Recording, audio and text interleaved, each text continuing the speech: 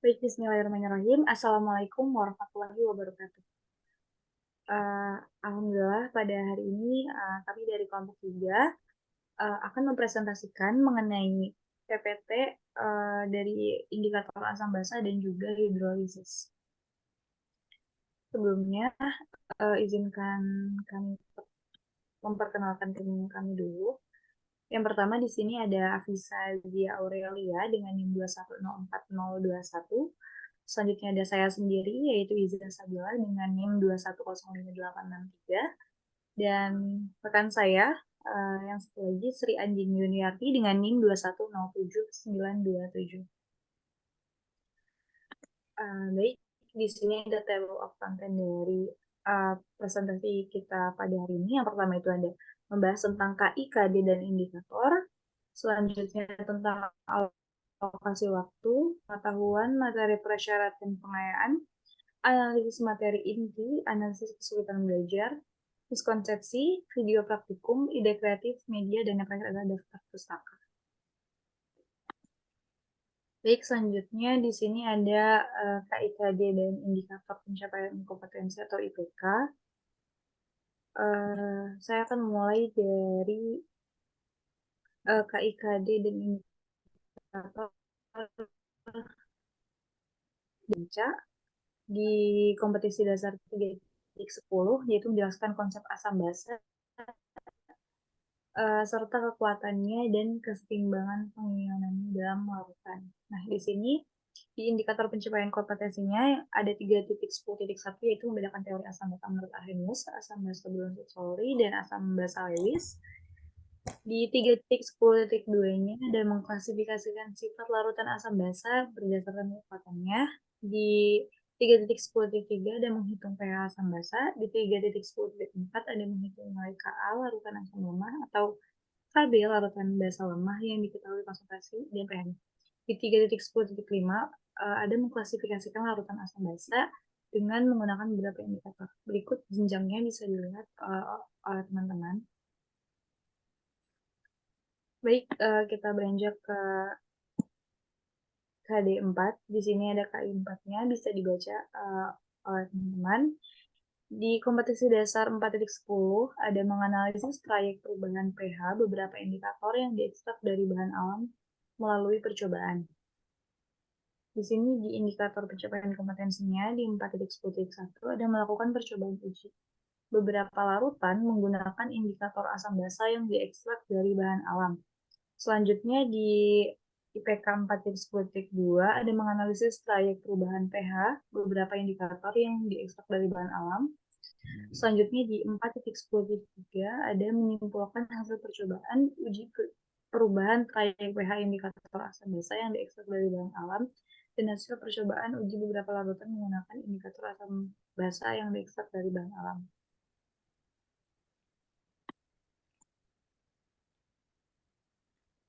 Baik, untuk selanjutnya ada KI3, KD 3.11 dan IPK-nya. Untuk KI3 sudah tercantum pada PPT, mungkin bisa dibaca oleh teman-teman. Untuk KD 3.11 menganalisis kesetimbangan ion dalam larutan garam dan menghubungkan pH-nya atau hidrolisis. Kemudian IPK-nya untuk 3.11.1 menjelaskan prinsip hidrolisis larutan garam dengan jenjang C2.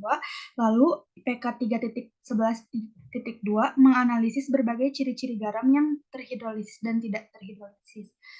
Untuk jenjangnya C4, kemudian 3.11.3 menganalisis sifat larutan garam berdasarkan reaksi hidrolisis ion-ion dalam larutan garamnya dengan jenjang C4. Kemudian IPK yang terakhir 3.11.4 menghubungkan pH larutan garam dengan sifat asam basa suatu larutan garam berdasarkan perhitungan pH larutan garam dengan jenjang C4.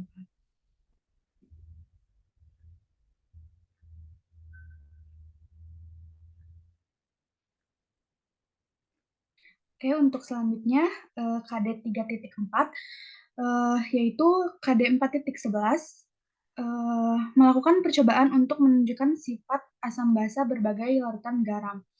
Kemudian untuk IPK-nya 4.11.1 melakukan percobaan identifikasi sifat asam basa berbagai larutan garam Lalu 4.11.2 menyimpulkan hasil percobaan identifikasi sifat asam basa berbagai larutan garam. Untuk jenjangnya mungkin bisa dilihat.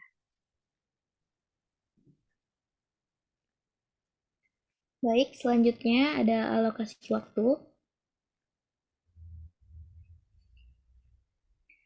Untuk alokasi waktu sendiri, yang pertama dilakukan itu adalah menganalisis minggu efektifnya. Untuk materi dari asam basa dan hidrolisis ini termasuknya di semester genap. Semester genap sendiri itu dimulai dari bulan Januari sampai bulan Juni. Untuk bulan Januari sendiri di sini ada 3 jumlah minggu efektif, lalu Februari ada 4 minggu efektif, bulan Maret ada 2 minggu efektif, lalu bulan April tidak ada minggu efektif karena ada kegiatan 2 minggu pesantren kilat, lalu 2 minggu libur Idul Fitri. Bulan Mei dengan total minggu efektif yaitu 5. Bulan Juni juga tidak ada minggu efektif. Total dari jumlah minggu efektif dari bulan Januari sampai Juni adalah 14. Lalu untuk mengetahui total jam pelajarannya sendiri ini untuk kelas 11 sendiri itu adalah per minggunya adalah 4 JP. Jadi total ini dikali dengan 4 JP menghasilkan 56 JP.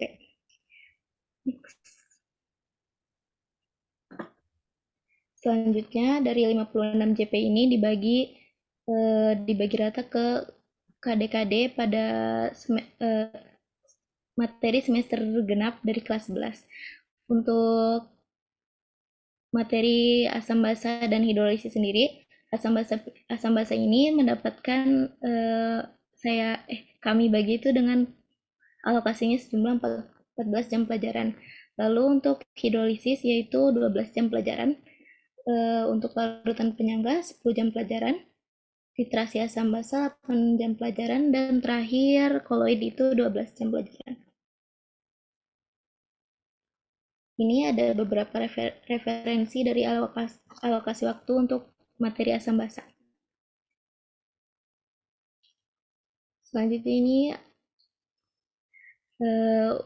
ini ke alokasi waktu per KD-nya. Untuk KD 3.10 yaitu menjelaskan konsep asam dan basa serta kekuatannya dan kesetimbangan pengianan dalam larutan. Indikator yang pertama yaitu membedakan teori asam basa Arrhenius, asam basa Brown-Lowry, dan asam basa Lewis. Itu mendapatkan alokasi waktu 2 jam pelajaran. Lalu indikator kedua 3.10.2 mengklasifikasikan sifat larutan asam dan basa berdasarkan kekuatannya. Alokasi waktunya 1,5 jam pelajaran. Menghitung indikator yang ketiga yaitu menghitung pH asam basa. Alokasi waktunya itu 2 jam pelajaran. Indikator yang keempat menghitung nilai Ka larutan asam lemah atau Kb larutan basa lemah yang diketahui konsentrasinya dan pH-nya. Alokasi waktunya itu 2 jam pelajaran. Indikator yang kelima mengklasifikasikan larutan asam dan basa dengan menggunakan beberapa indikator. Alokasi waktunya itu 1,5 jam pelajaran. Lalu yang keempat, kompetensi dasar 4.10 yaitu menganalisis traik perubahan pH beberapa indikator yang diekstrak dari bahan alam melalui percobaan. Indikator 4.10.1 yaitu melakukan percobaan uji beberapa larutan menggunakan indikator asam basa yang diekstrak dari bahan alam. Indikator 4.10.2 menganalisis traik perubahan pH beberapa indikator yang diekstrak dari bahan alam. Indikator 4.10.3 menyimpulkan hasil percobaan uji perubahan traik pH indikator asam basa. Itu mendapatkan alokasi waktu 3 jam pelajaran. Yang terakhir itu ada tes formatif dari materi asam basa ini dengan 2 jam pelajaran. Jadi 1 jam pelajarannya di sini 45 menit dengan jumlah 3 minggu kali 4 pertemuan.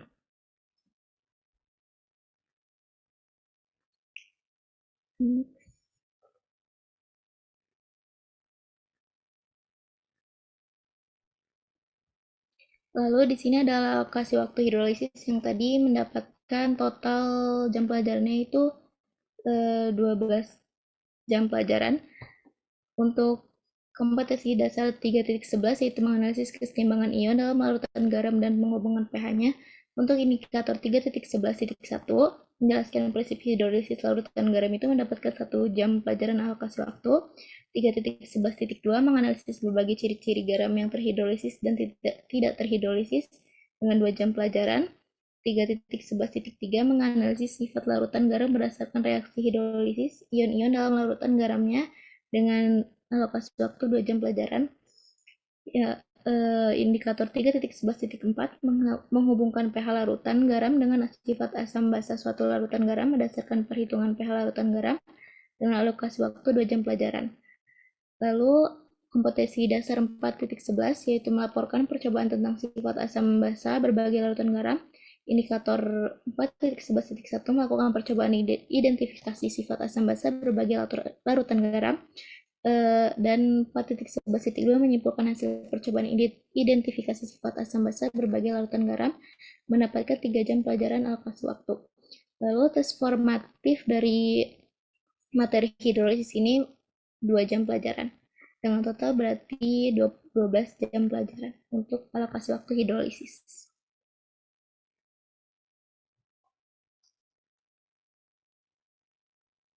Baik, selanjutnya kita ke peta konsep.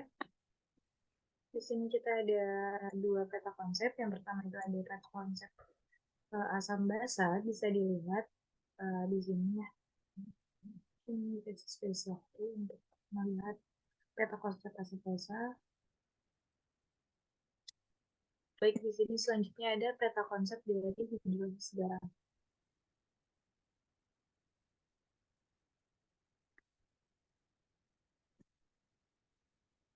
Mungkin nanti bisa di pause aja untuk peta konsepnya. Selanjutnya di sini ada ke dimensi pengetahuan. Yang pertama, dimensi pengetahuan itu kita membahas tentang asam basa, ada dimensi faktual. Nah, di dimensi faktual ini kami mencantumkan tentang asam cuka dan juga obat mah gitu ya. Kan seperti yang kita tahu gitu. Dimensi faktual ini tujuannya itu untuk agar peserta didik itu lebih paham gitu mengenai materi yang akan yang akan dipelajari gitu, karena mungkin dimensi faktual ini lebih kepada pendekatan kontekstual gitu ke kehidupan sehari-hari supaya lebih terbayang gitu tujuannya. Di sini bisa dilihat gitu ya, pada saat makan bakso apakah biasanya kamu menambahkan cuka gitu. Nah, jadi cuka yang digunakan itu merupakan salah satu contoh dari asam. Begitu pula di sini nanti kita bisa apa ya,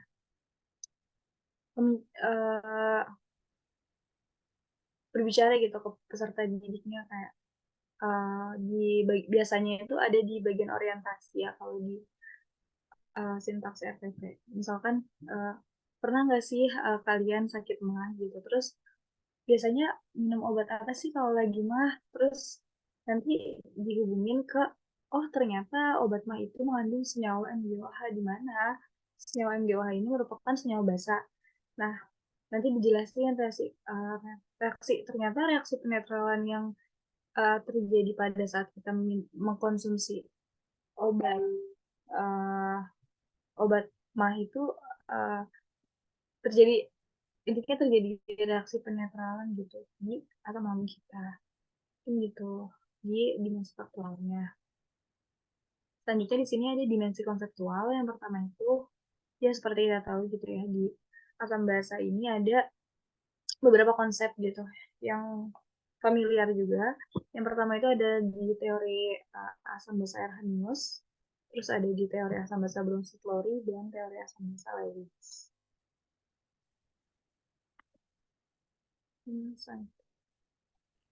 Selanjutnya ada dimensi prosedural dari materi asam basa.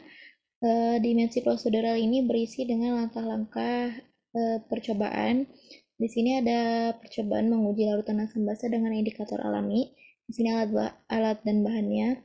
bisa dilihat. Lalu langkah kerjanya yaitu di sini mengambil kelopak bunga mawar, bunga sepatu, cranberry, dan anggur lalu diekstrak.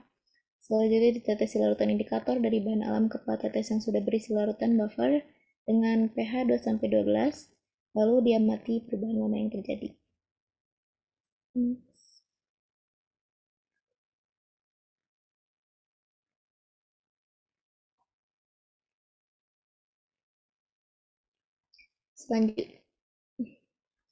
Selanjutnya ada dimensi metakognitif dari materi asam basa.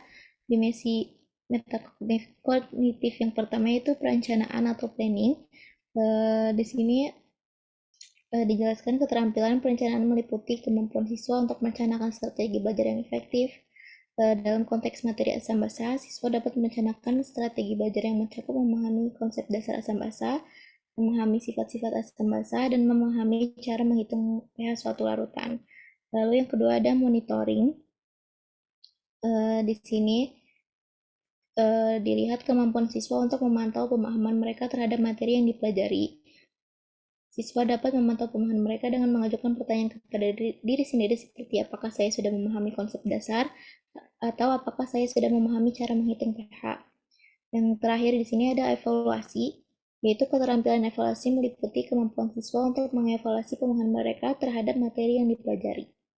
Siswa dapat mengevaluasi pemahaman mereka dengan menguji diri sendiri menggunakan soal latihan atau ujian.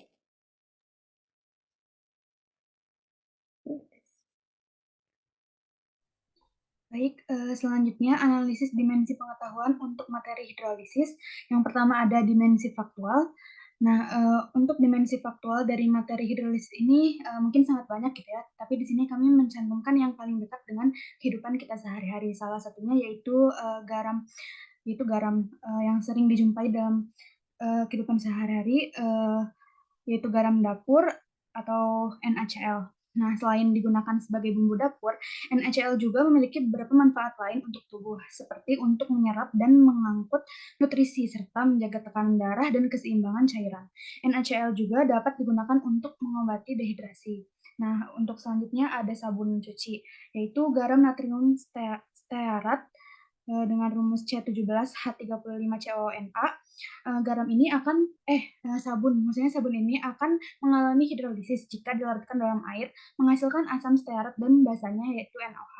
Dengan reaksi C17H35CONA ditambah dengan H2O menghasilkan C17H35COOH dengan NaOH.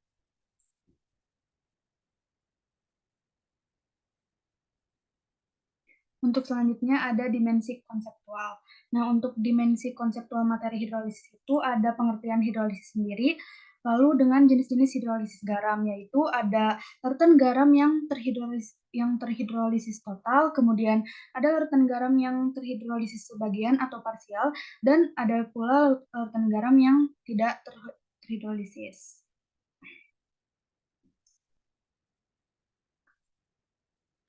Selanjutnya ada dimensi prosedural dari materi hidrolisis. Yang pertama di sini ada praktikum hidrolisis garam. Di sini bisa dilihat alat dan bahannya dan juga langkah kerjanya.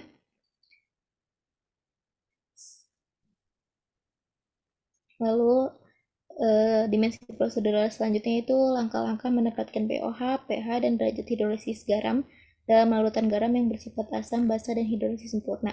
Yang pertama di sini ada garam dari asam lemah dan basa kuat. Bisa dilakukan yang pertama itu menuliskan reaksi keseimbangannya. Lalu di sini ada rumus dari mencari konsentrasi OH-. Lalu bisa selanjutnya mencari pOH dan lanjut dengan pH-nya.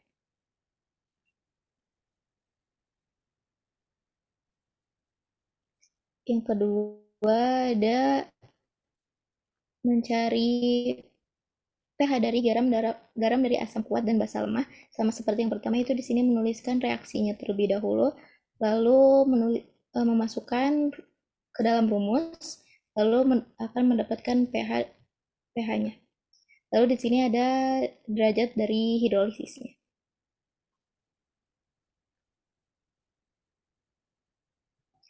Yang ketiga, mendapatkan pH dari garam, asam lemah, dan basa lemah. Sama seperti yang pertama, menuliskan reaksinya, memasukkan ke dalam rumus, lalu akan mendapatkan pH-nya dan derajat derajat hidrolisisnya. Selanjutnya ada dimensi metakognitif dari materi hidrolisis.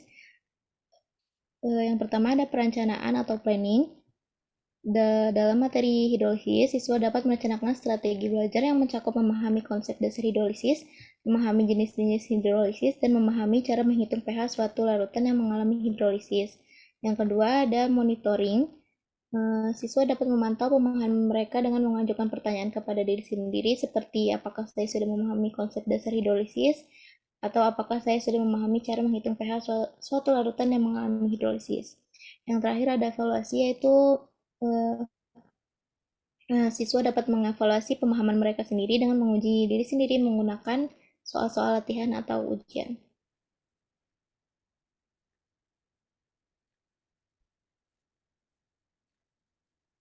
Baik, selanjutnya ada ke materi prasyarat dan materi pengayaannya. Di sini ada materi prasyarat untuk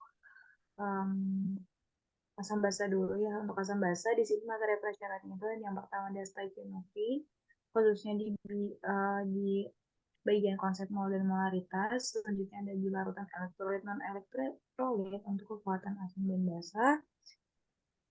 Selanjutnya ada kesetimbangan kimia untuk persamaan reaksi kesetimbangan ion ketika asam dan basa direaksikan. Dan selanjutnya di sini ada materi pengayaan juga. Nah, materi pengayaannya ini ada dua ya, yang kami temukan baru dua gitu. Yang pertama itu ada konsep pH dalam lingkungan dari di sini misalnya kita tuh membahas materi ataupun penelitian tentang pengaruh pH di lingkungan sekitar seperti pH air sumur, pH air danau, atau pH tanah. Nah, nanti dari situlah materi ini dapat dikaitkan dengan ide kreatif pendidikan. Jadi nanti di ide kreatif bagian ide pendidikannya kami memasukkan materi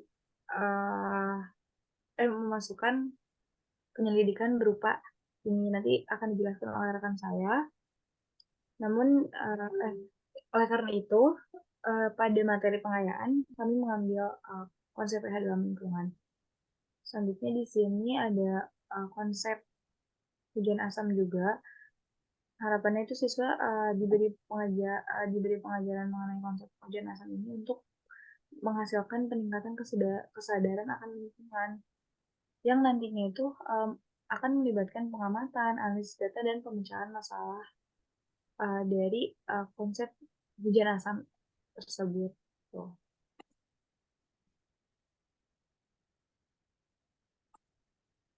Selanjutnya, analisis materi prasyarat dan materi pengayaan hidrolisis. Untuk materi prasyaratnya, yang pertama ada stoikiometri, tepatnya pada konsep molnya, kemudian asam basa, yaitu teori asam basa Arrhenius, kemudian indikator asam basa, klasifikasi asam basa, persamaan reaksi pelarutan asam atau basa dalam air. Nah, selanjutnya yaitu materi kesetimbangan kimia, tepatnya pada konsep kesetimbangan kimia dan tetapan kesetimbangan kimia. Lalu untuk materi pengayaan untuk materi hidrolisis yaitu hidrolisis heterolitik dan hidrolisis homolitik. Hidrolisis heterolitik adalah pemecahan ikatan kovalen dengan perpindahan sepasang elektron ke atom yang berbeda. Sementara hidrolisis homolitik memecahkan ikatan dengan membagi elektron secara merata. Nah, untuk materi tersebut memang tidak diajarkan gitu ya pada jenjang SMA dan ada pada kimia organik ataupun kimia dasar.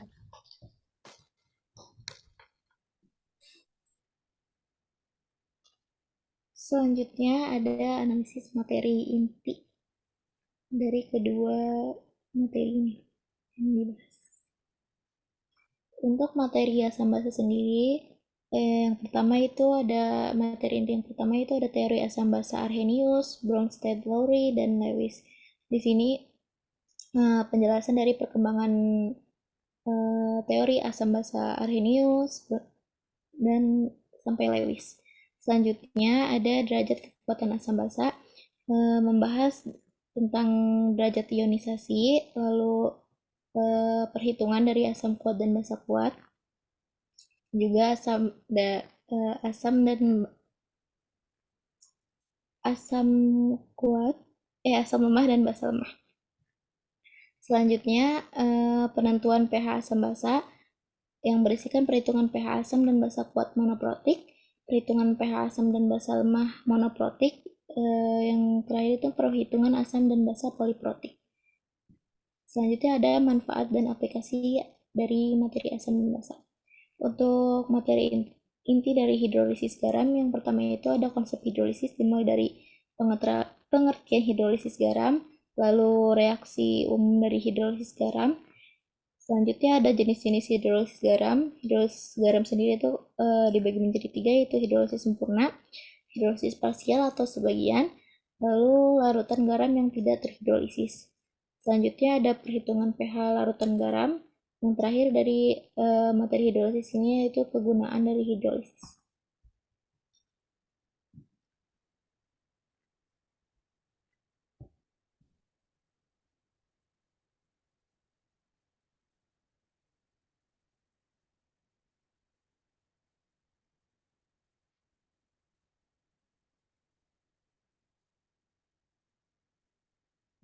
Baik, selanjutnya video praktikum asam basa.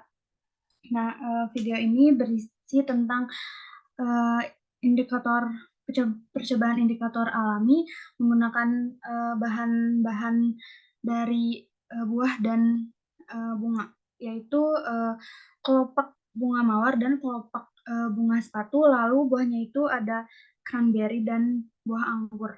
Nah, pada percobaan ini bahan-bahan alam tersebut pertama-tama diekstrak terlebih dahulu. Untuk kelopak bunga mawar dan kelopak bunga sepatu itu diekstrak semalaman pada suhu ruang dengan ditambahkan air gitu ya. Kemudian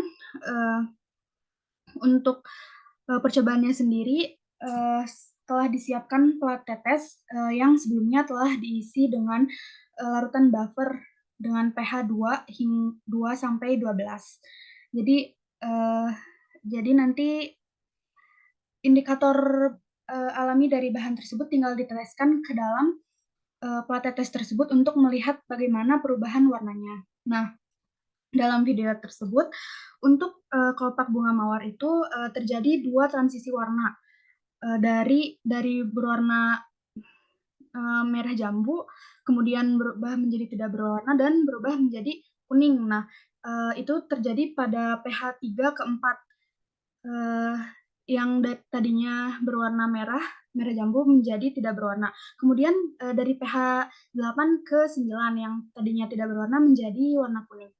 Kemudian untuk kelopak bunga sepatu juga sama gitu ya, terjadi perubahan warna tetapi tidak terjadi 2 transisi seperti pada kelopak bunga mawar. Jadi hanya terjadi 1 kali perubahan warna saja, warnanya menjadi lebih pekat gitu.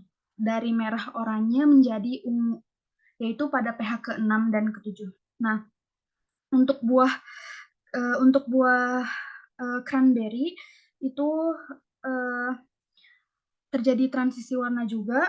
Kemudian untuk anggur juga berubah menjadi warna hijau. Nah, jadi praktikum tersebut percobaan tersebut memperlihatkan gitu indikator bahan yang dapat berubah warnanya. Kemudian bisa juga kita memunculkan pertanyaan pemicu untuk siswa gitu, pertanyaan seputar video seperti ditanyakan bahan apa saja yang digunakan dalam percobaan tersebut, kemudian bagaimana transisi warna pada masing-masing bahan alam yang digunakan dan pH-nya gitu, kemudian apa fungsi dari indikator. Mungkin seperti itu.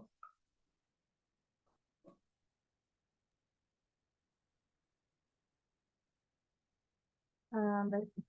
Selanjutnya ini ada video praktikum dari hidrolisis garam ya. Di sini bahan-bahannya sangat sederhana gitu. Ada gas kimia, lalu ada kertas, itu ada alatnya, itu gelas kimia, terus ada kertas lakmus, dan mungkin bahan-bahannya yang digunakan itu di sini larutan garamnya ada amonium asetat atau CH3CONH4.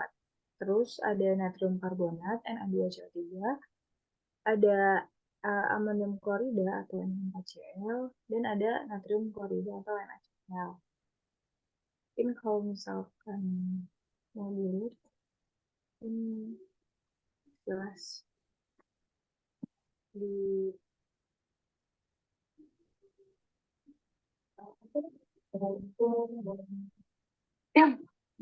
Terima kamu.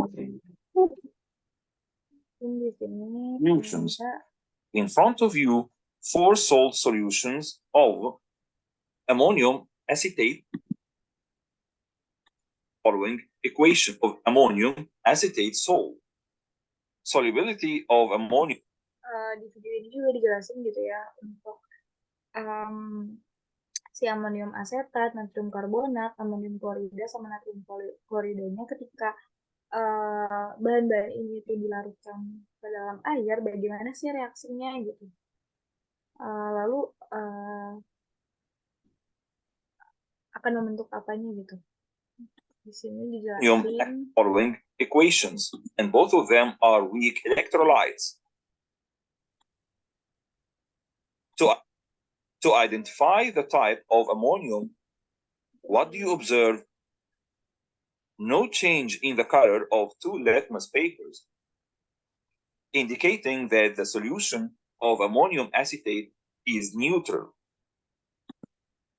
Nah, contohnya itu tuh tadi ya, di yang amonium asetat, di situ itu ketika si lakmus merah dan lakmus biru itu sama-sama dicelupkan ke dalam gelas kimia yang isinya amonium asetat, itu si lakmus merah dan lakmus biru itu sama-sama tidak menunjukkan adanya perubahan warna.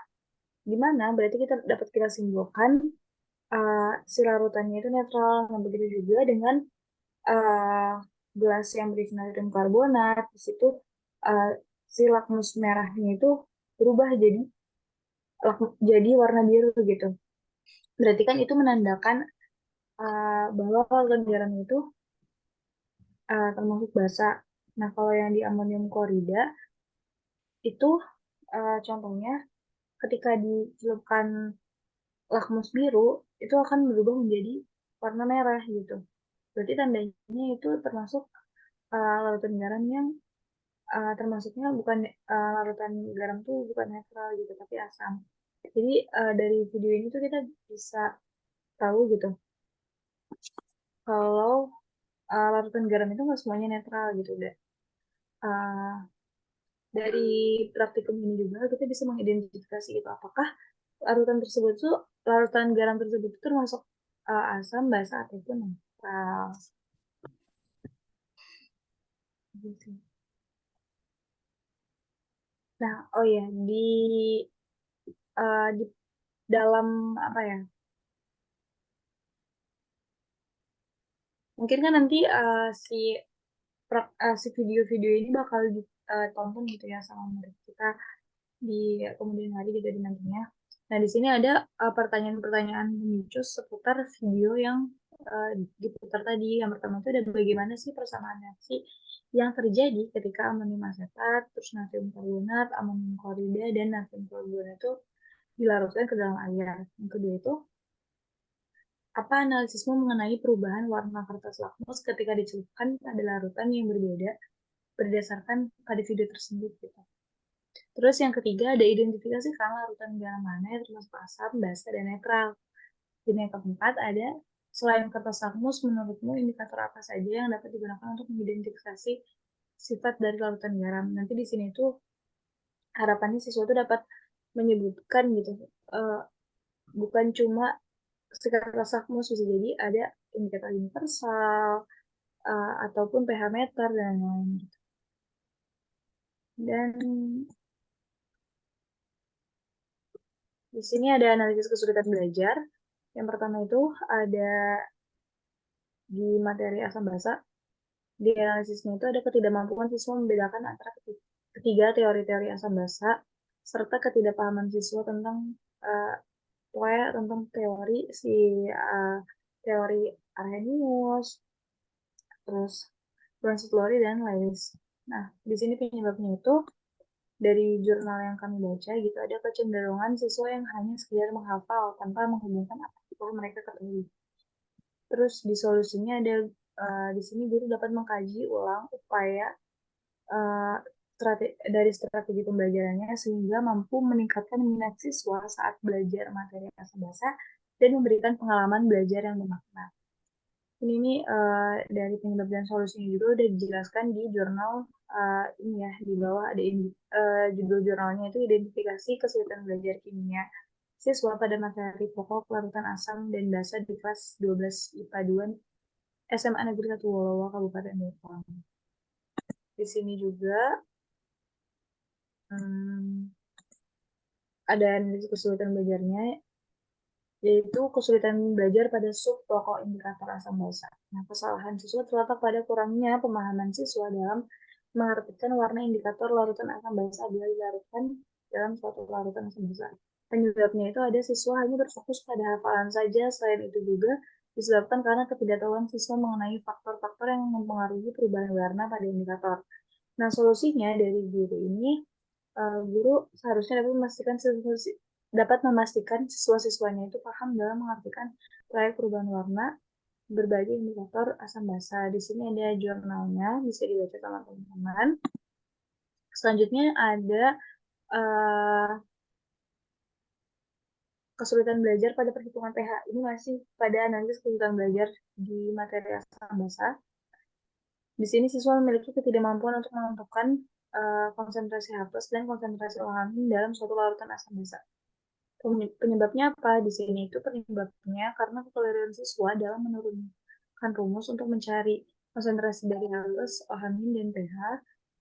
Di sini siswa salah mengaplikasikan rumus dan kurang mampu dalam penguasaan operasional matematika. Bisa jadi kesalahan itu dalam salah menghitung operasi pemangkatan, pengakaran, dan operasi dari logaritma sendiri. Serta siswa juga tidak mampu merencanakan jalan penyelesaian soal karena kurangnya keterampilan dalam memahami dan menganalisis soal-soal hitungan. Solusinya di sini tuh siswa harus sering berlatih macam-macam variasi soal mengenai pH larutan asam basa juga ya, atau cara menentukan konsentrasi H+, OH- dan sebagainya itu agar siswa itu terasa gitu kemampuannya dalam penguasaan operasional perhitungannya. Selanjutnya di sini ada di materi hidrolisis, siswa mengalami kesulitan menyelesaikan soal matematika kimia seperti menghitung pH larutan garam. Nah, di sini penyebabnya itu pembelajaran konseptual siswa yang tidak tuntas dan solusinya pembelajarannya itu hendaknya memperhatikan pengembangan strategi, metakognisi, dan keterampilan matematika kimia siswa. Di samping itu, langkah pendahuluan atau persepsi dan penutupan hendaknya memperhatikan pandangan mastery learning dalam pembelajarannya. Di sini dari jurnalnya ya, bisa dilihat sama teman-teman di bawah. Selanjutnya di sini juga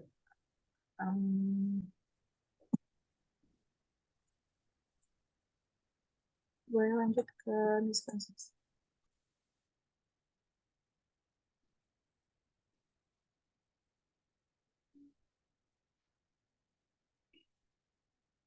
Nah, selanjutnya analisis miskonsepsi pada materi asam basa.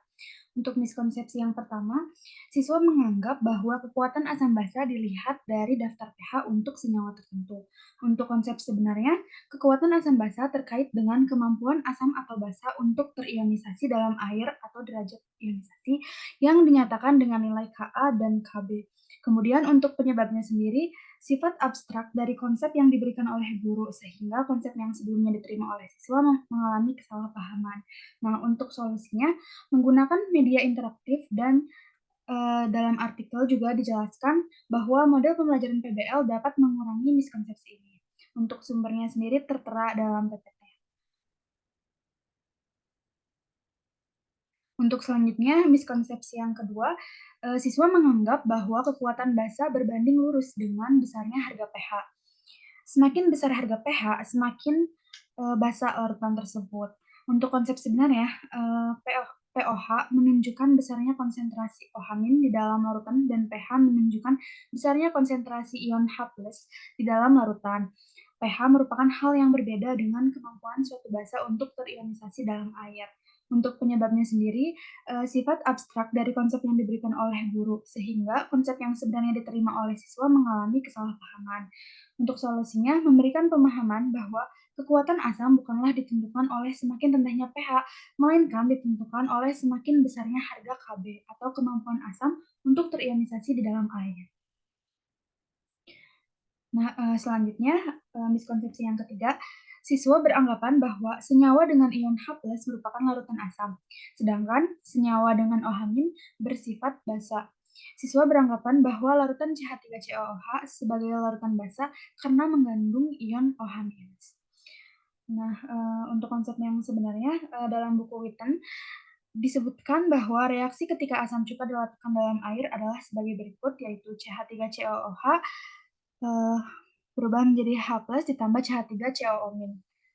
Jadi bukan OH- tetapi H+. Untuk penyebabnya, guru jarang mengajarkan materi abstrak dengan pembelajaran berbasis konteks. Untuk solusinya sendiri, pembelajaran berbasis konteks harus digunakan untuk meningkatkan tingkat pemahaman mereka.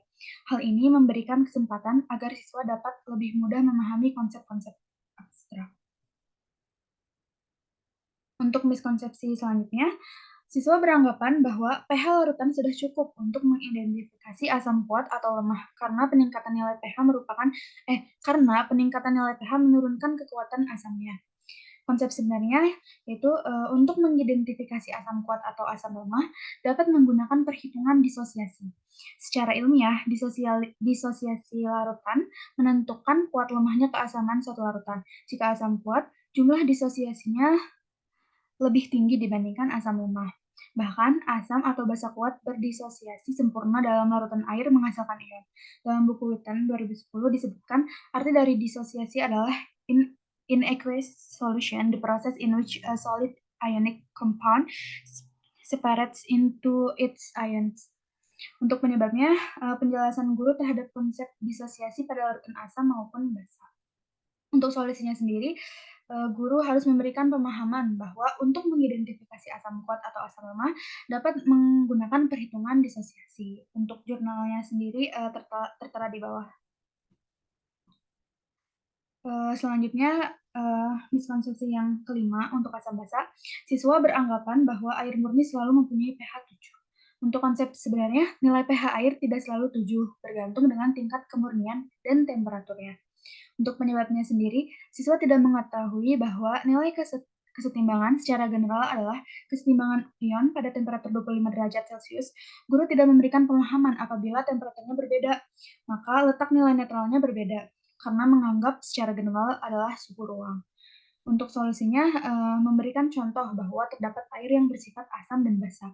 Contoh untuk air yang bersifat basa, yaitu air alkali. Guru juga menegaskan bahwa nilai pH air tidak selalu 7, melainkan bergantung dengan tingkat kemurnian dan temperaturnya. Selanjutnya ada analisis miskonsepsi materi hidrolisis. Yang pertama itu, siswa menganggap reaksi hidrolisis merupakan reaksi yang berjalan satu arah atau irreversible, sehingga hidrolisis garam yang dihasilkan oleh spesies yang terkandung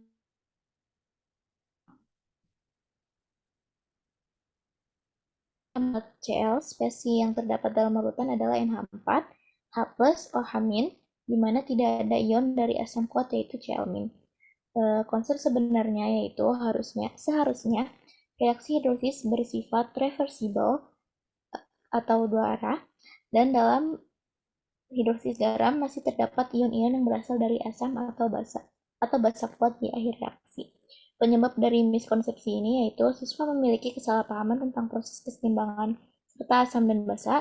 Siswa mengalami kesulitan dengan deskripsi yang benar tentang proses-proses tersebut, lalu kurangnya praktikum, Juga siswa biasanya mencoba untuk memahami dan membangun konsep mereka sendiri agar lebih mudah dipelajari. Tetapi siswa kadang melakukan kesalahan yang akan menyebabkan terjadinya kesalahan konsep atau biasa disebut miskonsepsi. Solusi dari miskonsepsi ini sendiri itu guru guru harus berusaha tidak hanya menjelaskan proses secara tepat dan menulis persamaan yang benar, tetapi juga mengaitkan penjelasan dengan praktikum yang sebenarnya. Hidrolisis tidak boleh diperkenalkan hanya sebagai proses kebalikan dari reaksi netralisasi. Lalu kasus-kasus garam tertentu harus dianalisis secara terpisah dengan pengenalan ion koordinasi jika diperlukan.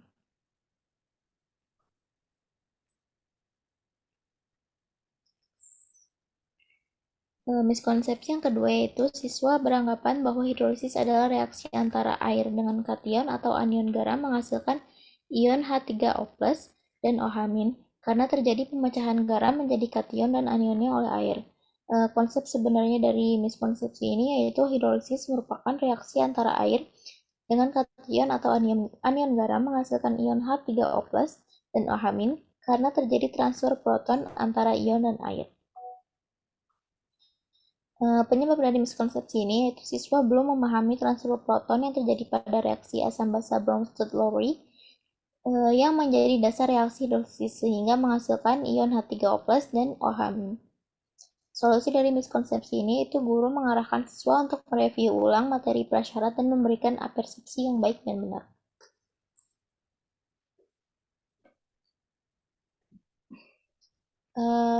Miskonsepsi selanjutnya itu siswa beranggapan bahwa garam yang berasal dari asam kuat dan basa lemah memiliki sifat asam karena mengalami hidrolisis anion menghasilkan ion H3O+, sehingga konsentrasi ion H3O+ di dalam air bertambah. Konsep sebenarnya itu garam yang berasal dari asam kuat dan basa lemah bersifat asam karena kation dari basa lemah terhidrolisis menghasilkan ion H3O+, sehingga jumlah ion H3O+ dalam larutan bertambah, dan ini dijelaskan dalam buku Wika. Penyebab dari miskonsepsi ini yaitu siswa masih belum memahami kriteria ion yang mengalami hidrolisis dalam larutan dan ion yang dihasilkan dari hidrolisis kation dan anion, sehingga siswa masih berpikir bahwa penentu sifat asam pada garam adalah ion yang berasal dari asam kuat. Solusinya yaitu guru dapat menggunakan media yang menarik. Dalam jurnal juga dijelaskan bahwa pendekatan dual situated learning, model berbantuan animasi dapat membantu mengurangi miskonsepsi ini. Selanjutnya yaitu siswa beranggapan bahwa hidrolisis adalah reaksi antara air dengan kation atau anion garam menghasilkan ion H3O+ dan OH- karena air memiliki kekuatan untuk melarutkan garam dan menghasilkan ion H3O+ dan OH-. Konsep sebenarnya itu secara teori hidrolisis merupakan reaksi antara air dengan kation atau anion garam menghasilkan ion H3O+ dan OH- karena terjadi transfer proton antara ion air. Penyebab dari miskonsepsi ini itu masih ditemukannya miskonsepsi ini dimungkinkan karena siswa belum memahami transfer proton yang terjadi pada reaksi asam basa Bronsted-Lowry yang menjadi dasar reaksi hidrolisis sehingga menghasilkan ion H3O+ dan OH-. Solusinya itu pembelajaran dengan pemahaman lebih lanjut dengan pendekatan secara konseptual. Selanjutnya, miskonsepsi selanjutnya itu siswa beranggapan bahwa hidrolisis merupakan proses pelarutan garam dalam air. Konsep sebenarnya itu konsep hidrolisis merupakan reaksi antara kation dan anion garam atau keduanya dengan air. Penyebab dari miskonsepsi ini yaitu siswa beranggapan bahwa hidrolisis garam merupakan sebuah proses pelarutan garam di dalam air. Solusinya membelajarkan siswa dengan model pembelajaran yang berorientasi konseptual. Contohnya yaitu pendekatan perubahan konseptual. Selanjutnya ada ide kreatif dan media. Untuk ide kreatif pertama yaitu ide penyelidikan ini menyambung dari materi pengayaan asam basa yaitu konsep pH dalam kehidupan sehari-hari.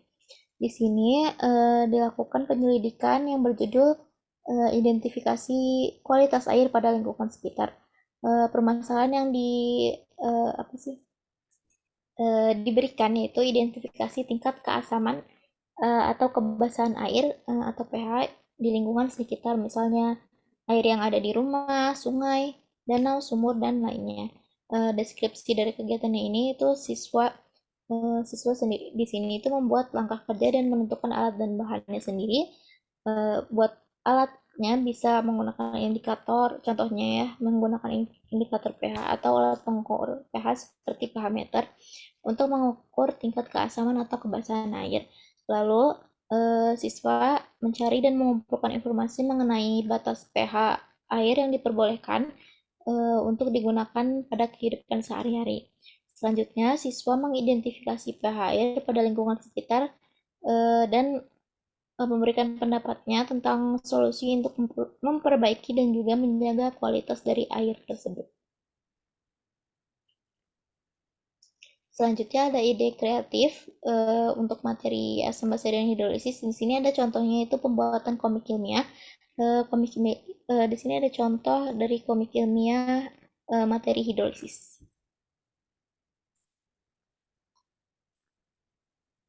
Selanjutnya ada ide kreatif pembuatan poster. Nah, di sini ada 4 jenis poster. Yang pertama yaitu perbandingan asam dengan basa. Kemudian ada juga yang lebih berfokus pada trayek pH. Nah, poster tersebut mungkin dibuat menggunakan komputer gitu ya. Kemudian ada juga poster yang dibuat secara konvensional tentang konsep-konsep dari asam basa, yaitu teori Arrhenius, kemudian teori Lewis, Bronsted-Lowry, dan pH asam dan basa. Kemudian ada juga poster yang selanjutnya, mungkin bisa dilihat, dan ada sumbernya juga. Selanjutnya ada juga ide kreatif pembuatan mind mapping. Mungkin bisa dilihat contohnya untuk materi asam basa dan hidrolisis sekarang. Selanjutnya ide kreatif pembuatan pop-up book. Mungkin ada sumber video untuk pembuatannya.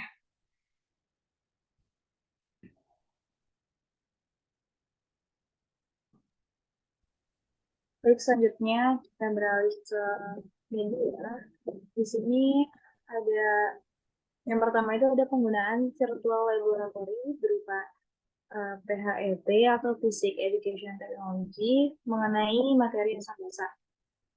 Di sini saya ingin memaparkan bagaimana sih cara mengasosiasikan si website ini. Ini sumbernya bisa dilihat dari https://pep.colorado.edu, nanti bisa dicek sama teman-teman. Terus di sini juga ada video tutorialnya di YouTube dan juga ada jurnal yang sudah membahas mengenai simulasi dari PHET ini, yaitu di sini jurnalnya itu yang tentang simulation to learning concept of acid base. Nah, itu di sini jurnalnya itu ngebahas tentang simulasi PET itu digunakan untuk membantu memvisualisasikan representasi submikroskopis dari larutan asam basa. Terus instrumen yang digunakan dalam penelitian itu berupa tes yang mengukur kekuatan asam basa tingkat submikroskopis, menghitung derajat ionisasi, kita langsung saja ya, jadi dicoba sih website.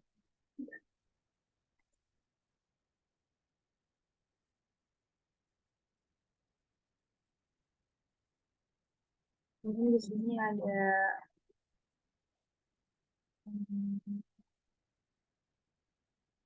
sini ada dua, ada yang di intro sama di solution. Mungkin kita coba dari yang di intro. Di sini tuh ada tiga namanya 3 tools. Yang pertama itu tools buat kita tahu pH dari si larutan ini tuh berapa sih gitu. Misalkan di sini ada kalau yang di Colorado itu ada air, terus ada strong acid, weak acid, strong base, sama weak base. Nah, misalkan di sini ya kita klik si air, terus kita pengen tahu nih pH dari air berapa. Coba kita cek di sini ternyata pH dari air itu 7 nih. Nah, di sini kita juga bisa ngeliat grafik sama height views. Kalau misalkan kayak dilihat dengan mata telanjang tuh gimana sih? Nah, ini bisa kita views juga sih partikel-partikelnya gimana. Terus di sini misalkan strong acid, terus ada misal strong acid pH-nya berapa 2. Terus di sini bisa kita lihat gitu ya. Misalkan kita mau lihat dari grafiknya. Nah, di sini kan kelihatan gitu ya si persamaan reaksinya dari strong acid terus direaksikan dimasukkan ke dalam air terus menghasilkan anion sama ion hydronium. Nah, di sini kelihatan tuh dari si grafiknya kalau si asam kuatnya itu di sini kan equilibrium constantly menandakan apa ya? Di sini tuh nggak ada asam kuat lagi. Jadi intinya si asam kuatnya itu terdisosiasi secara sempurna gitu. Nah, di sini eligible berarti bisa dilihat juga. Mungkin di sini bisa dilihat juga tools yang kedua. Di sini tuh ada tadi kan tools yang pertama itu pH ya. Kita bisa tahu nih, oh ini pH dari si asam kuat ini dari strong acid ini 2 gitu. Terus di sini ada kertas lakmus. Nah, misalkan kita pengen tahu nih, kita celupin aja nih misalkan. Tuh, warna si kertas lakmusnya oranye. Oh, berarti di sini pH-nya 2 gitu. Sesuaikan ya sama yang tools pertama tadi. Kalau misalkan si pH-nya itu 2. Nah, di sini juga ada pengujian tentang keelektrolitan dari si larutan tersebut. Ini kita di ini aja. Waktu si baterainya dicelupkan kelihatan ya nyalanya terang, berarti maksudnya strong acid ini ke dalam larutan elektrolit kuat. Begitu juga dengan weak acid, strong base, asam lemah, basa kuat, dan basa lemah juga sama. Pokoknya website ini tuh membantu kita banget gitu untuk mengetahui nih dari partikelnya, terus kita bisa tahu grafik terdisosiasinya gimana, terus juga misalkan kita pengen tahu si pH-nya berapa gitu, terus ketika dicelupin ketika kertas lakmus dicelupin ke air dia bentuknya apa, misalkan dari struk biru tuh kan ya, berarti dia si pH-nya itu ada di pH 12 gitu. Ataupun kita pengen tahu uh, elektrolit elektrolitan si parutan tersebut. Kalau dari yang solution ini ada 2 fitur ya. Yang pertama, yang kedua itu fiturnya itu kita bisa atur sendiri kita mau acid atau kita mau base gitu. Nanti di sini ada persamaan reaksinya pun fitur-fiturnya sama kayak tadi kita bisa ngeliat partikelnya, terus juga grafiknya bisa dilihat, terus juga kalau misalkan di fitur yang Many Solution ini kita bisa atur sendiri. Misalkan kita pengen konsentrasinya itu di apa namanya geser. Oh, berarti ini konsentrasinya di apa namanya dinaikkan gitu. Terus kita misalkan pengennya asamnya tuh oh pengennya asam kuat semakin kuat gitu. Jadi kita bisa lihat juga nih dari jumlah partikelnya. Nah, misalkan ketika si akan ini kita semakin kuat, kan ya. Berarti kita lihat tuh di grafiknya si asamnya bakal lebih banyak bakal semakin banyak gitu. Kalau misalkan dari yang kita lihat ya semakin kuat asam berarti semakin terdisosiasinya itu bakal semakin banyak. Ini bisa divariasikan antara konsentrasinya atau kekuatan dari si asam atau kita pengen tahu gitu. Begitu pula di sini fiturnya ada indikator plus sama buat ngecek elektrolitan. Mungkin di situ aja. Terus bisa di eksplorasi lebih jauh lagi sama teman-teman gitu, buat aplikasi ini. Aplikasi website teman-teman.